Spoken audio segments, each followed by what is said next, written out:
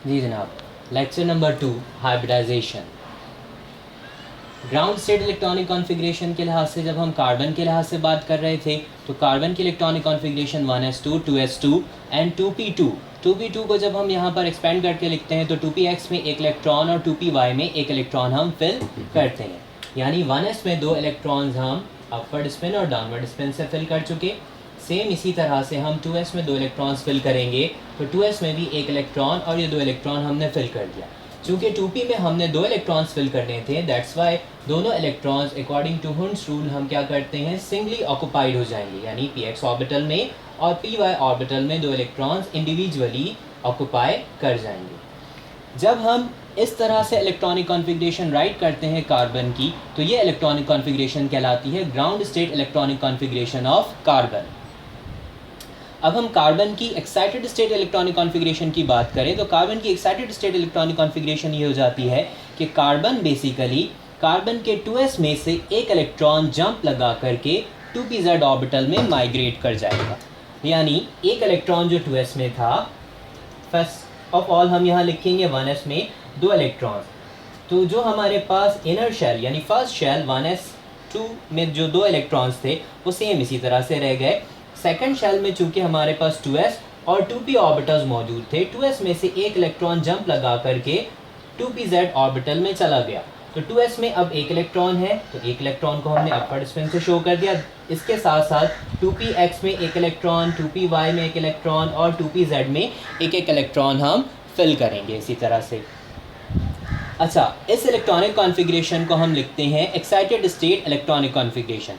चूँकि 2s में जो 2 इलेक्ट्रॉन्स थे वो लोअर एनर्जी पर थे, इनमें से एक इलेक्ट्रॉन अब जंप लगाकर थोड़ी सी एनर्जी एब्जॉर्ब करके 2pz ऑर्बिटल में चला गया। दैट्स वाई हम इस इलेक्ट्रॉनिक कॉन्फ़िगरेशन को कार्बन की एक्साइटेड स्टेट इलेक्ट्रॉनिक कॉन्फ़िगरेशन कहते हैं।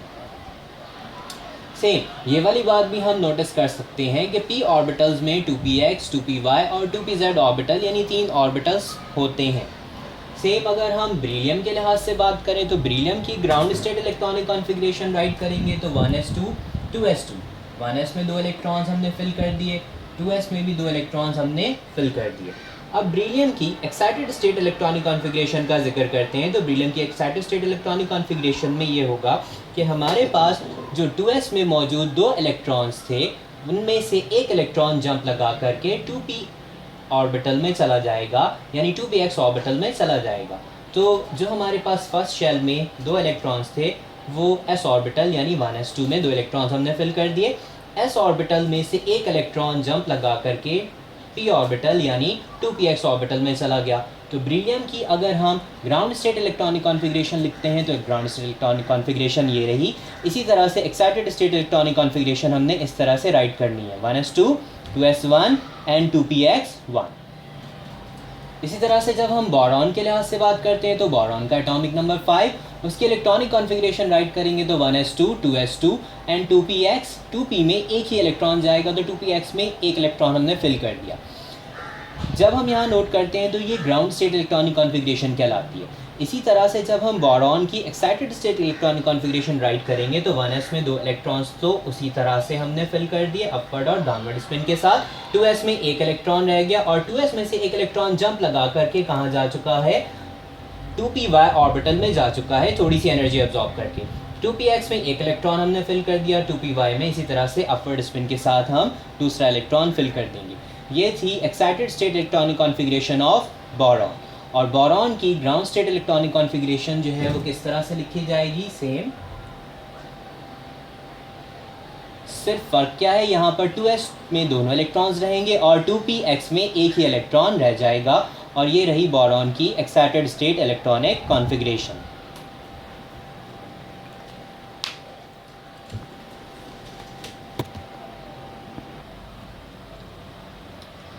अब तक हम हाइब्रिडाइजेशन के बारे में जान चुके हैं, दूसरा हम ग्राउंड स्टेट और एक्साइटेड स्टेट इलेक्ट्रॉनिक कॉन्फ़िगरेशन भी लिखना समझ चुके हैं, और हमें पता है कि s ऑर्बिटल की ओरिएंटेशन किस तरह से होती है, p ऑर्बिटल 3 डायमेंशनल स्पेस में किस तरह से लोब्स की सूरत में रहते हैं, एंड सेम जो है वो हमने कार्बन की इलेक्ट्रॉनिक कॉन्फ़िगरेशन जो है वो राइट करना सीख ली थी। अब हम हाइब्रिडाइजेशन ऑफ मीथेन के बारे में पढ़ेंगे। क्वेश्चन अक्सर जो है वो एग्ज़ाम में पूछ लिया जाता है कि राइट डाउन दी हाइब्रिडाइजेशन या हाइब्रिडाइजेशन ऑफ मीथेन और right the hybrid orbital structure of methane. उस क्वेश्चन का आंसर जो है वो हम यहाँ पर करना सीख रहे हैं। हाइब्रिडाइजेशन ऑफ मीथेन जब हम स्टार्ट करते हैं तो सबसे पहले हमें ये नोट करना है कि मीथेन का मॉलिक्यूलर फार्मूला CH4 एक कार्बन और 4 हाइड्रोजन्स पर बेस्ड करता है। चारों हाइड्रोजन्स कार्बन के साथ सिंगली बॉन्ड कर जाएंगे।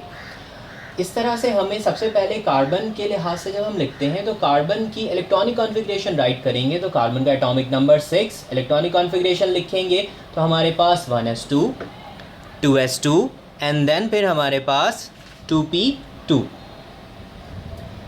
Same 1s2 basically first shell है जो कि इनर शेल कहलाता है। 2s2 एंड 2p2 ऑर्बिटल्स जो हैं ये दोनों सेकंड शेल का हिस्सा हैं, यानी 2s में मौजूद 2 इलेक्ट्रॉन्स और 2p में मौजूद 2 इलेक्ट्रॉन्स, ये बेसिकली वैलेंस इलेक्ट्रॉन्स हैं। यानी कार्बन में टोटल 4 इलेक्ट्रॉन्स जो होते हैं, 4 इलेक्ट्रॉन्स वैलेंस इलेक्ट्रॉन्स कहलाते हैं। वैलेंस इलेक्ट्रॉन्स की तादाद कार्बन में कितनी हो गई? 4 हो गई। अच्छा, अब जब हम यहाँ से नोट करते हैं तो फर्स्ट शेल को हम यहाँ पर कंसीडर नहीं करेंगे। ग्राउंड स्टेट इलेक्ट्रॉनिक कॉन्फ़िगरेशन में सेकंड शेल को जो है वो हम कंसीडर कर रहे हैं। सेकंड शेल में 2s में 2 इलेक्ट्रॉन है और 2p में 2 इलेक्ट्रॉन है। हम ये जानते हैं कि 2s में 2 इलेक्ट्रॉन्स जब हम फिल करेंगे तो 2s में 2 इलेक्ट्रॉन्स हमने इस तरह से फिल कर दिया। 2p में मौजूद 2 इलेक्ट्रॉन्स को फिल करने के लिए हम ये करते हैं कि हमारे पास 2px, 2py और 2pz ऑर्बिटल्स मौजूद हैं, तो एक एक इलेक्ट्रॉन हम 2px में और 2pz, 2py ऑर्बिटल में फिल कर देते हैं। ये हमारे पास ग्राउंड स्टेट इलेक्ट्रॉनिक कॉन्फ़िगरेशन है कार्बन की, और हमने यहाँ पर सिर्फ वैलेंस शेल को कंसीडर किया है, यानी 2s को कंसीडर किया है और 2p को कंसीडर किया है। अब जब excited state electronic configuration carbon की लिखने की बारी आएगी तो s में से एक इलेक्ट्रॉन जंप लगा करके 2pz ऑर्बिटल में चला जाएगा, तो 2s में एक इलेक्ट्रॉन रह गया, 2px, 2py में एक एक इलेक्ट्रॉन और 2pz में s से एक इलेक्ट्रॉन जंप लगाकर आ गया है। इसको हम कहते हैं कार्बन की एक्साइटेड स्टेट इलेक्ट्रॉनिक कॉन्फ़िगरेशन। अब चूंकि कार्बन ने 4 हाइड्रोजन एटम्स के साथ बॉन्ड करना है, 4 हाइड्रोजन एटम के साथ बॉन्ड करना है, तो कार्बन को 4 एटॉमिक ऑर्बिटल्स की ज़रूरत पड़ेगी, जो कि एक s ऑर्बिटल और 3 p ऑर्बिटल्स से हासिल किया जा सकता है। एक s ऑर्बिटल और 3 p ऑर्बिटल्स जब आपस में कंबाइन होते हैं, when 1s orbital and 3 p orbitals combine together या आपस में मिक्स हो जाएं, तो वो 4 sp3 हाइब्रिडाइज ऑर्बिटल्स फॉर्म करते हैं। 4 sp3 हाइब्रिडाइज ऑर्बिटल्स की ज्योमेट्री हमने यहाँ पर 4 लूप्स को बना करके शो किया है। सबसे पहले ये नोट करते हैं कि जब हमारे पास 2s में एक इलेक्ट्रॉन, 2px, 2py और 2pz में एक एक इलेक्ट्रॉन थे, तो ये चारों इलेक्ट्रॉन अब sp3 हाइब्रिडाइज ऑर्बिटल नंबर 1 में एक इलेक्ट्रॉन चला जाएगा, फिर दूसरे में भी एक इलेक्ट्रॉन चला जाएगा, sp3 हाइब्रिडाइज ऑर्बिटल नंबर 3 में भी एक इलेक्ट्रॉन और sp3 हाइब्रिडाइज ऑर्बिटल नंबर 4 में भी एक इलेक्ट्रॉन हम फिल कर देंगे। अगर हम इन sp3 हाइब्रिडाइज ऑर्बिटल्स के लिहाज से इनकी ज्योमेट्री की बात करें तो एक sp3 हाइब्रिडाइज लूप इस तरह से कार्बन के न्यूक्लियस से हमें नज़र आएगा, दूसरा कार्बन के न्यूक्लियस से दूसरा sp3 हाइब्रिडाइज ऑर्बिटल इस तरह से नज़र आता है, तीसरा sp3 हाइब्रिडाइज ऑर्बिटल यूँ इस तरह से, और ये चौथा sp3 हाइब्रिडाइज ऑर्बिटल फॉर्म हो जाता है। तमाम sp3 हाइब्रिडाइज ऑर्बिटल्स के दरमियान, यानी एक sp3 से दूसरे sp3 हाइब्रिडाइज ऑर्बिटल के दरमियान जो एंगल बनता है वो 109.5 डिग्री का बनता है।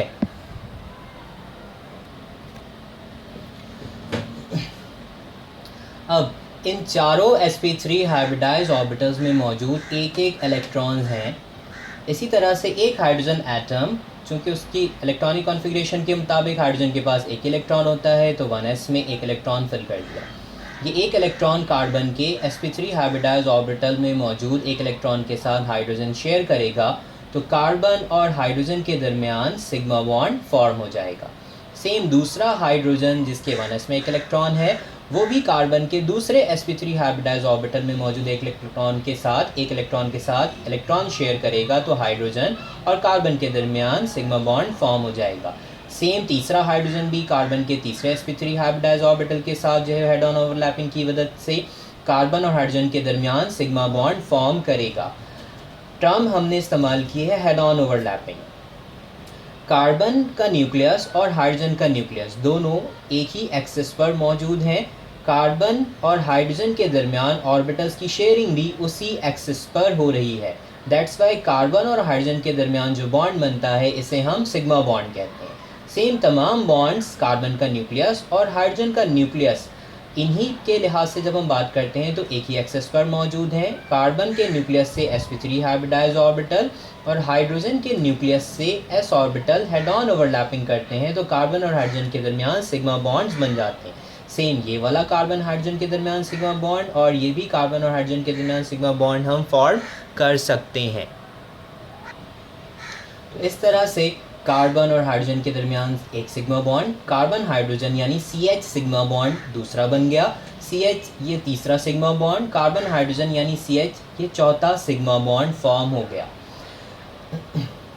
अगर हम ये कहते हैं कि there are CH sigma bonds, तो कार्बन हाइड्रोजन के दरमियान जो सिग्मा बॉन्ड है उसे CH सिग्मा बॉन्ड कहा जाता है। इस form via head on overlapping